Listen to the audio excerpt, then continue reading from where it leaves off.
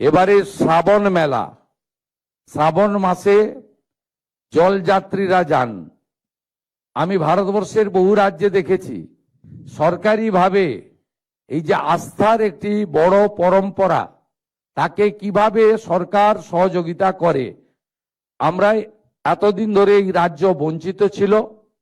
আমরা এবারে শেওড়াফুলি থেকে তারকেশ্বর যাওয়ার পথে প্রতি 5 কিলোমিটার অন্তর অন্তর সেবা কেন্দ্র স্থাপন করছে সরকার, এবং তারকেশ্বর ধামে আমরা প্রায় 15 কোটি টাকার কাজ করছি ওখানে আমাদের বাবা ধামকে সাজানোর জন্য। আমরা 3টি ক্ষেত্রকে বিশেষভাবে এই জলযাত্রী যারা শ্রাবণ মাসে যাবেন বেছে নিয়েছি।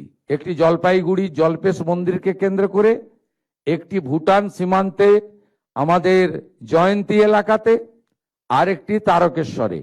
এখানে শ্রাবণ মাসে পুলিশের সহায়তা ক্যাম্প, টেম্পোরারি মেডিকেল ক্যাম্প এবং তাদের রিফ্রেশমেন্টের জন্য জল, ওআরএস এবং নানা ধরনের স্বাস্থ্যসম্মত যে সহযোগিতা করা দরকার সেগুলো, এবং রেস্ট প্লেস, বিশ্রামের জায়গা।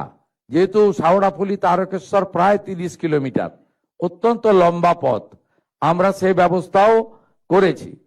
এর বাইরেও শুনলে খুশি হবেন, আধ্যাত্মিক চেতনার এই ভূমিতে আমরা সরকারি হেলিকপ্টার থেকে যারা জলযাত্রী যাবেন শ্রাবণ মাসের প্রত্যেকটি সোমবার তাদের উপরে পুষ্পবৃষ্টি, গোলাপ বৃষ্টি করারও সিদ্ধান্ত গ্রহণ করেছি, যদি আবহাওয়া পারমিট করে।